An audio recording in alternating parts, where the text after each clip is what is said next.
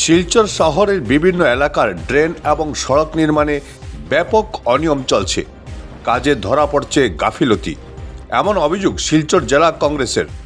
সোমবার বিভাগীয় executive engineer Aniruddha নাগ এবং ঠিকাদারকে সঙ্গে নিয়ে বিভিন্ন এলাকার কাজ পরিদর্শন করে কংগ্রেসের এক প্রতিনিধি দল এবং নিম্নমানের কাজগুলো তারা স্বচক্ষে দেখিয়ে দেন বিভাগীয় আধিকারিক এবং ঠিকাদারকে। প্রতিনিধি দলে ছিলেন জেলা কংগ্রেস সভাপতি অভিজিৎ পাল, সুজন দত্ত, সূর্যকান্ত সরকার, অনুপম পাল, কুশল দত্ত, অর্ঘদীপ সাহস ও অন্যান্যরা। গুণগত মান সঠিক রেখে কাজ চালিয়ে যাওয়ার দাবি জানায় কংগ্রেস প্রতিনিধি দল।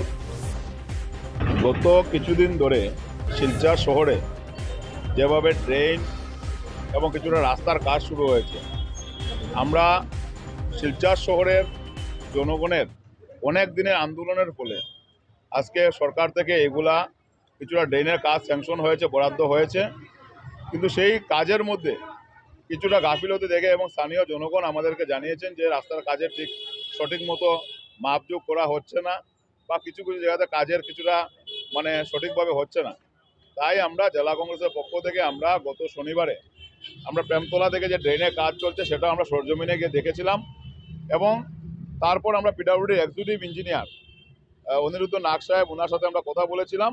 আমাদের একটাই দাবি ছিল যে কাজের যাতে গুণগত মান সঠিক থাকে, কারণ শিলচর শহর বরাক উপত্যকাতে আমরা আন্দোলন না করলে আমরা কোনো কিছু পাই না, এবং বিশেষ করে কৃত্রিম বন্যার জন্য শিলচরবাসী অনেক কষ্ট পেয়ে থাকেন বছরে 8 মাস।